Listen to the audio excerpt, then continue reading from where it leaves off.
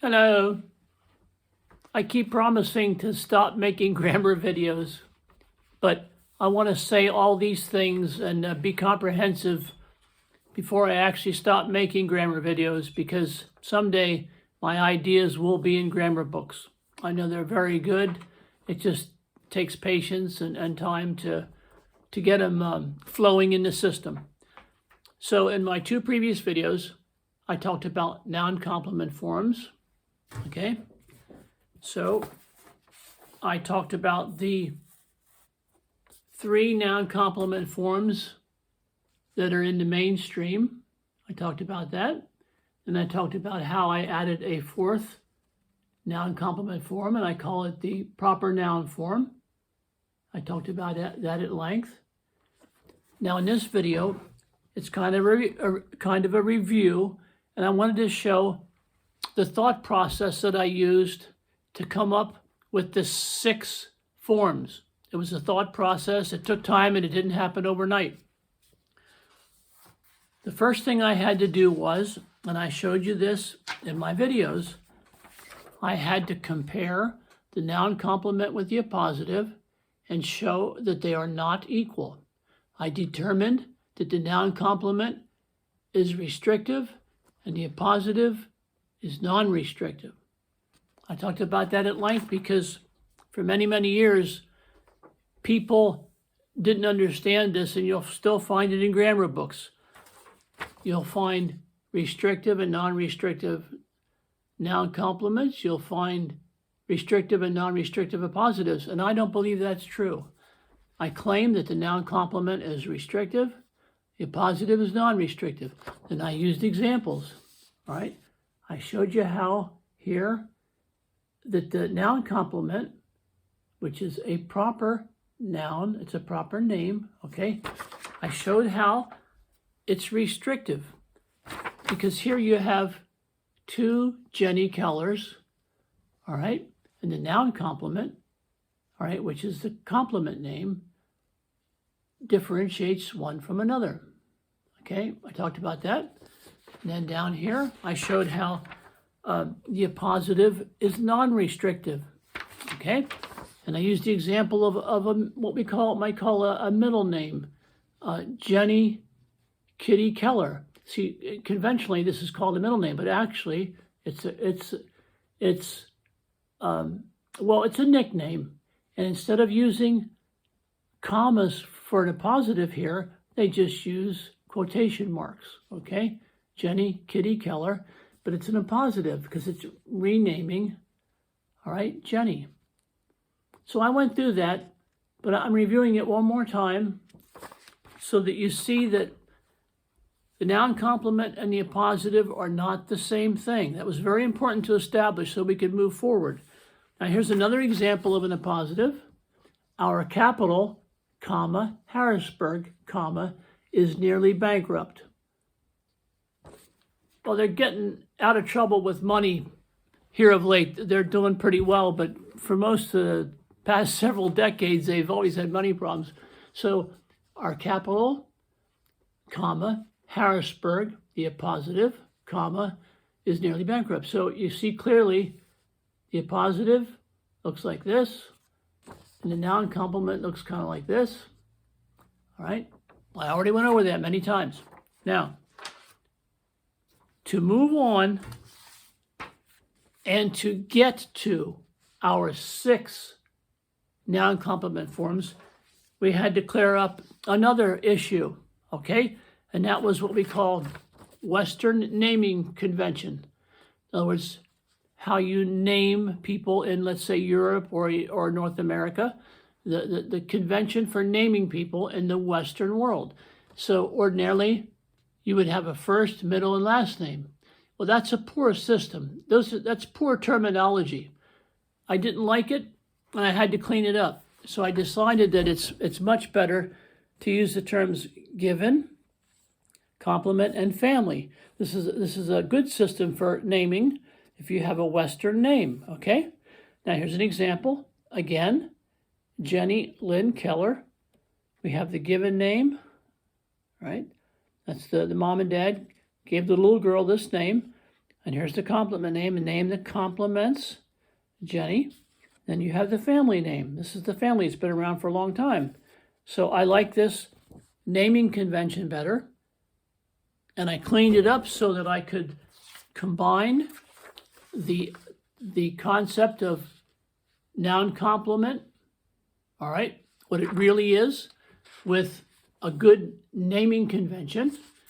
And then that way I could move forward to claim that there are 6 noun complement forms. All right, so I established the noun complement. All right, it's restrictive, and there were 4 recognized forms. That was the first 4 forms. Okay, I got down to there. I introduced this one. I introduced the proper noun as a noun complement. All right, so once I cleaned that up, all right, I cleaned up the noun complement topic, and then I have a full understanding, all right, of the proper name, and I tried to pass that on to the viewer. And then because of that, we can clearly see, we can discover the 6 forms of noun complement, all right? Now, I went through this before, so I'm just going to save a bunch of time here and use the same sample sentence that I used before. And it's this one here.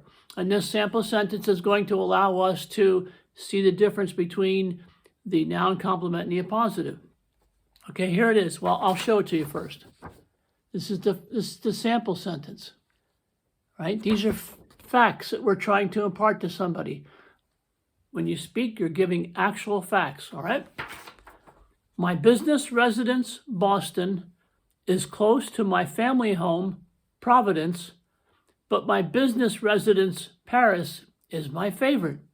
Okay, let me say it again.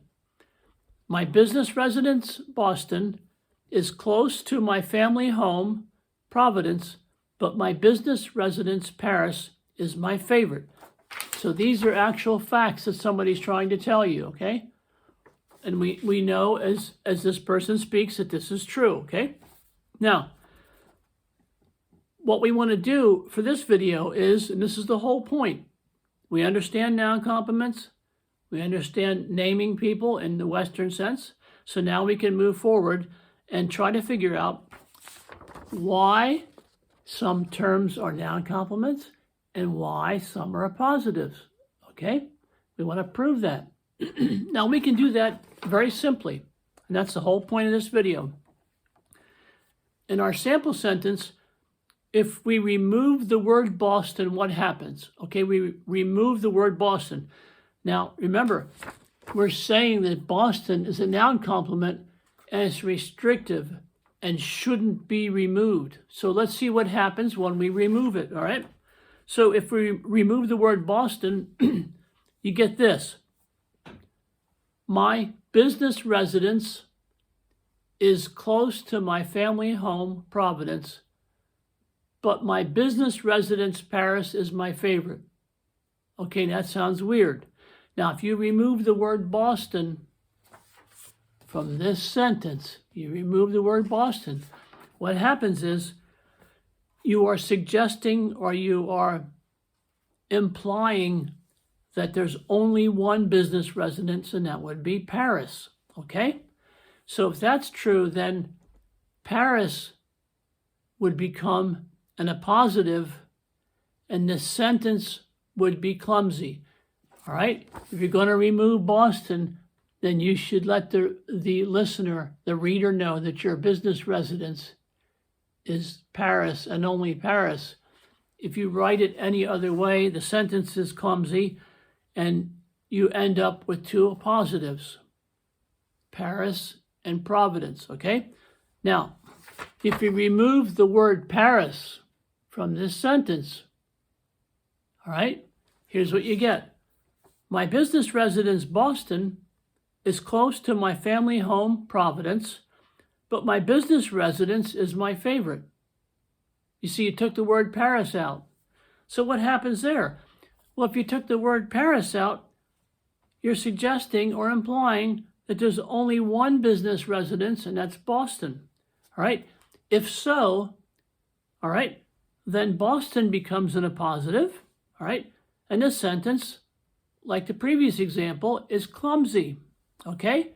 You would really kind of need to say here, but my business residence is my favorite of the two places. You'd have to stick in the phrase of the two places for it to not be clumsy. Now, finally, to prove which is the noun complement and which is the appositive, and which is restrictive and must be kept, and which is non-restrictive and can be trashed, okay, then we do this. We remove the words Boston and the word Paris from the sentence. And here's what we get. My business residence is close to my family home, Providence. But my business residence is my favorite. Okay, I just read that and I removed the words Boston and Paris. Let me say it again. My business residence is close to my family home, Providence. But my business residence is my favorite. Okay? Favorite what? Favorite what? Right? So when you remove both Boston and Paris, the sentence is awkward, all right? And it needs that phrase at the end, of the two places, all right? And what you could do is you could remove the second phrase, business residence, in that sentence. You could say, my business residence is close to my family home, Providence. No, it's just awkward and stupid. So I've showed you here, if you understood what I'm saying, that in this sample sentence, which you've seen before, all right, Boston and Paris are noun complements, despite what you see on the internet and hear in grammar books. They're not appositives. Providence is an appositive.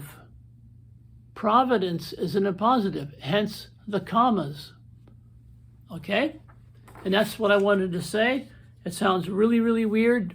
It might be hard to understand, but I wanted to show you how I had to understand really what a noun complement is thoroughly, understand how and why we name people in Western countries the way we do. And then once you understand those two things, then you get to the point where you can say, you know what? There are indeed 6 noun complement forms. And 2 of them actually could be called name complements. I kind of invented this. It's a name complement, which I already talked about previously. Okay? And that's about it for now. Some people think the relative clause, the traditional relative clause, is a noun complement, but maybe someday I'll talk about it or just forget about it and move on. I was thinking about starting a different channel and talking about really important stuff, philosophy and kind of maybe politics, but we'll see what happens. So thanks for being incredibly patient, and I hope you understood that, because someday you will see this in grammar books. Good night.